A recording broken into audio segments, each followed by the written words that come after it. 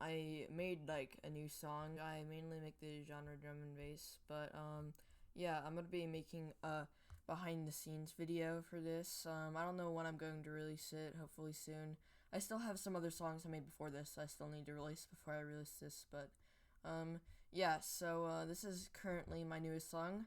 I was working a lot on this today, like spending hours today working on this. But yeah, I'm actually pretty happy with it. So it kind of has like an 8-bit vibe, I guess. It starts out pretty simple, just like a drum beat with some. So I have some kicks. I have some more kicks layered right here. Wait, yeah, those are kicks right there.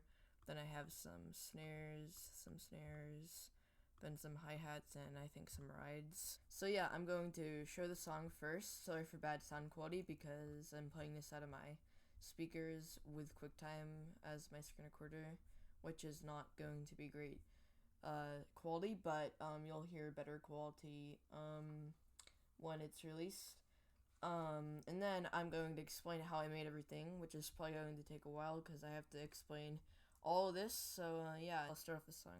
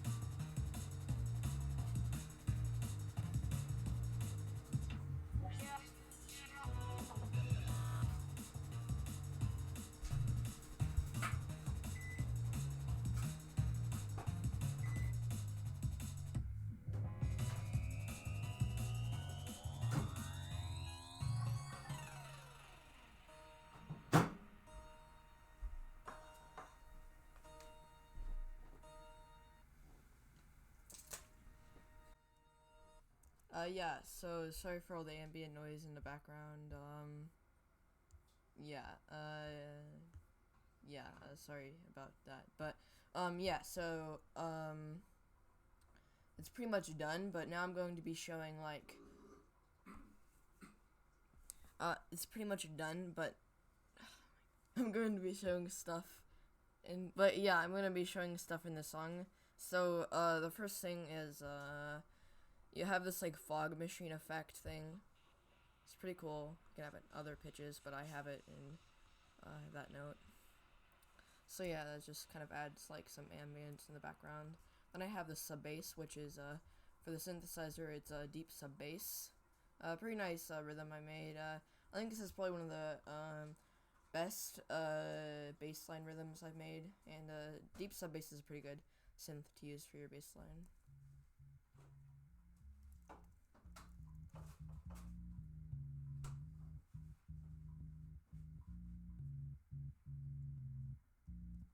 Yeah, so that's the bass line. Then we have all the drums. So the first part of the drum is we have this one kick, which is from the drum and bass kit 1. So it's from that kit. I'm using the drum from that kick. Then we have this kit from the deep bass house kit. Bass house snares usually go pretty well in rhythm and bass, in my opinion. So yeah, I used one. Yeah, that's the bass house rhythm. Then we have another snare from the after party kit that goes on top of that. Then we have another kick. I just realized that kick sounds more like a sub bass than it does like a kick. Anyways, then we have some hi-hats and rides. I like added some velocity to the hi-hats to make it sound more human, and there's some rides right here. If those aren't rides, I'm going to, but yeah, anyways, I have this, like, wait, no, these aren't hi-hats, these are actually that, but it sounds like a hi-hat when you play the thing. What? And yeah, I don't know why that box came up, but it sounds pretty cool anyways. So, and all together the drums sound like this.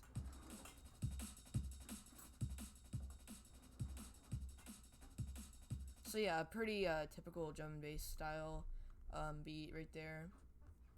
Oh yeah, right, this audio right here, it is taken from an audio I made. So I made a Roblox game called Great Citadel of Mixed Styles, and when you beat it, I made this audio. Let me just play the audio. Yeah, so some person just beat a decently hard obby. That's pretty epic. GG to them. Yes. Also, yeah, don't question the error, the spelling error in the name. I wasn't really paying attention when I wrote the name, but I mean, it wouldn't really be the same without the spelling error. But yeah, I turned it into, actually, I'll show that later. That's later in the song. But yeah, I turned it into vocal chops. Then we have this, like, nice rhythm. So it looks like just like your simple chord progression with a mallet type synth. I actually added an arpeggiator to it, so it has this rhythm. So this rhythm right here will play. So there's a chord right there. That means it's a chord. If I was to just remove the arpeggiator, I'm not going to actually remove it. I'm just going to disable it for now. It would sound like this. And then with the arpeggiator that I made, it sounds like this. So yeah, that's pretty cool. We have another bass called Vacuum Packed from Alchemy for the drum and bass. You can find things for, like, dubstep, which is a pretty nice genre. You can rock, soundtrack, techno, trance. You can find things that would, like, basically for this you can find, like, a certain, like, synthesizer that would fit that, and then you can choose which type. I did a synth bass. And then for the synthesizer, I made the same rhythm as I did for the sub bass. This is basically, this is, like, kind of like a heavy, let me see. Yeah, kind of like a heavy bass, but actually quite nice, honestly. And then right here we have this game over. I added some equalizer effects, so in the EQ you can see it kind of, like, changes because I turned this to latch, and then I started messing with the EQ. It sounds like this.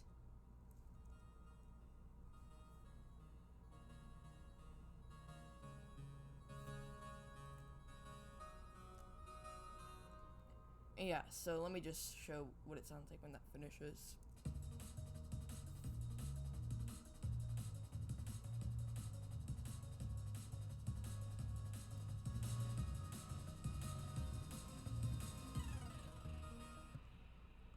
So there's this,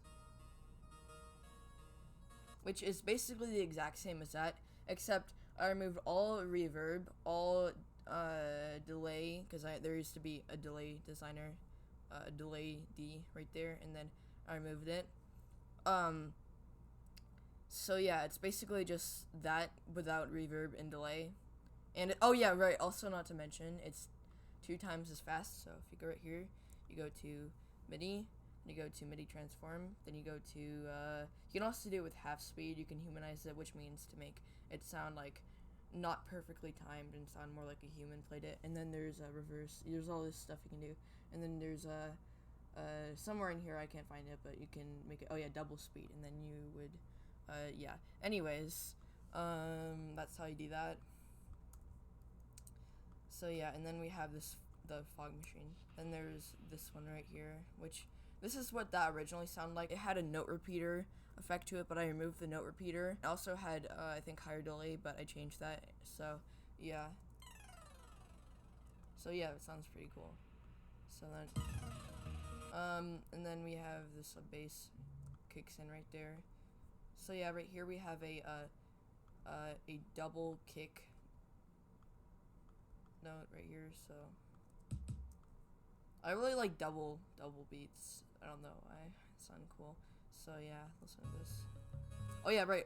Before you do that, I added the same chord progression with a synth that sounds like this. The arpeggiator is just this.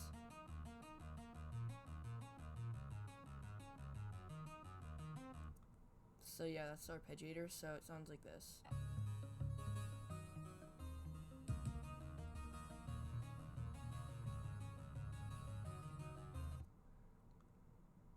And then I want to make sure I'm not missing anything. And then I added a synthesizer called Dirty Pulse, and then I made this rhythm that kind of like goes well with the chord progression in my opinion. So here's the rhythm.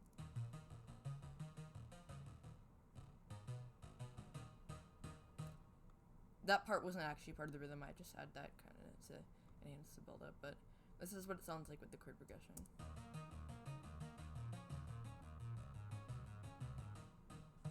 So, and right here, sorry for the long video, I added kind of a build up with the drums.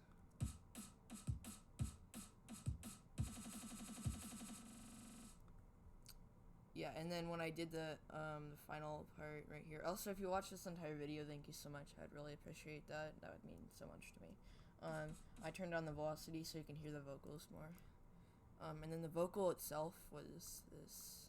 I took that audio, let me just replay it so you can hear it again. Yeah, so some person just beat a decently hard obby. That's pretty epic. GG to them. Yes. Yeah, so it plays that, but I changed it a lot, so let me just show it. So some person just beat. So yeah, I did vocal chops. And then I also did some panning. Guitar Sings is like a legacy effect that I really like from like old GarageBand. I remember using it when I had a 2012 computer. So yeah, I put it into Atari Sings. It has like a bit crusher, some tremolo, and other things. Honestly, this right here sounds like some sort of dubstep bass right here. It sounds like something you'd hear in like a really like groovy dubstep song. Okay, and then so yeah, here's what oh yeah, I also added a riser, which is something that enhances buildups and things like that.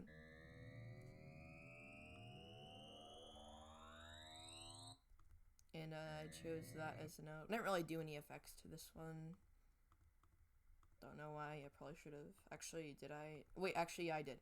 I turned the reverb all the way down because it used to be up, and then I turned the release all the way to the bottom. But yeah, Here's what the build-up sounds like.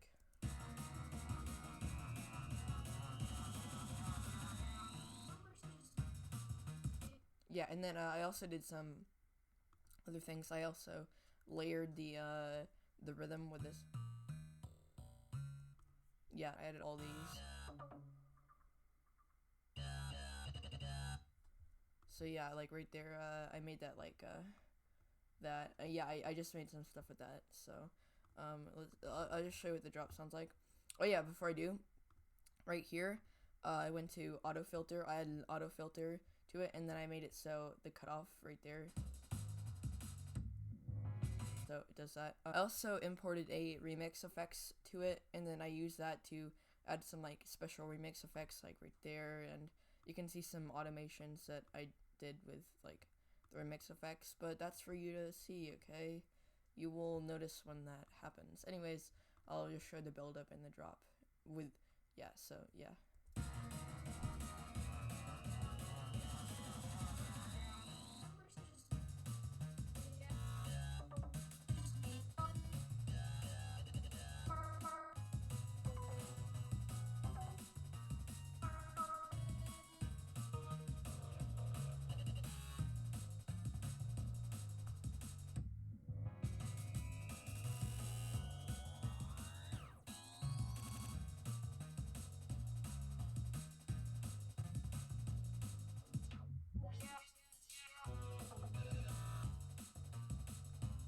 Yeah, but yeah, that's anyways. After the drop, we have this.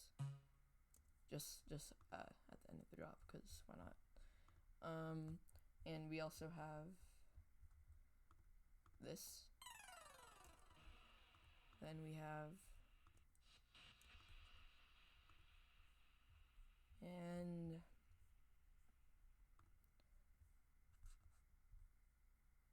oh yeah, and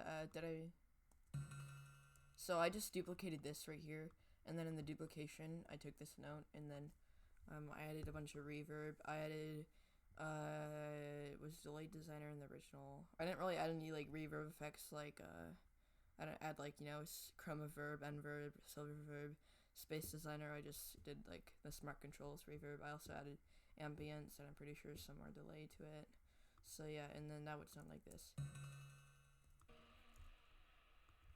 So yeah, and then I have this again.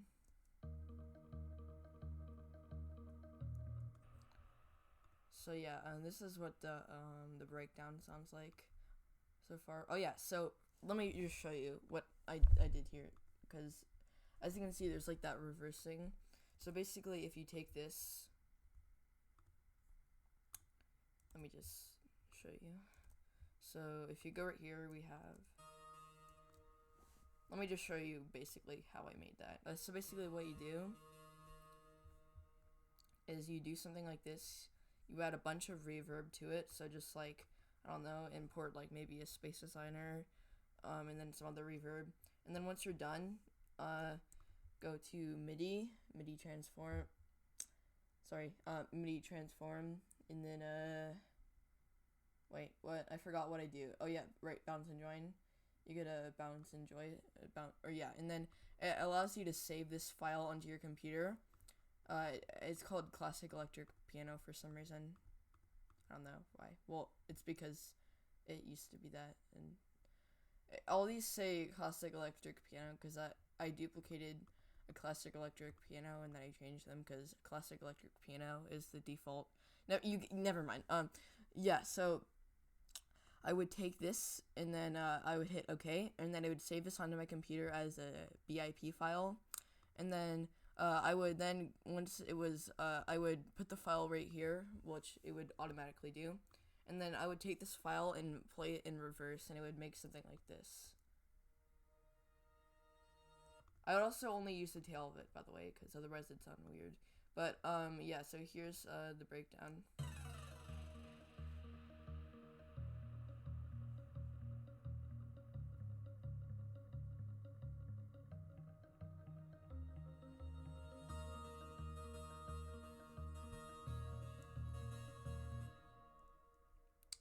Yeah, and then, yeah, it's basically just that part duplicated for the rest of the song. So, yeah, if you like this, oh yeah, right here for the end, I just do this. I played those ones normally.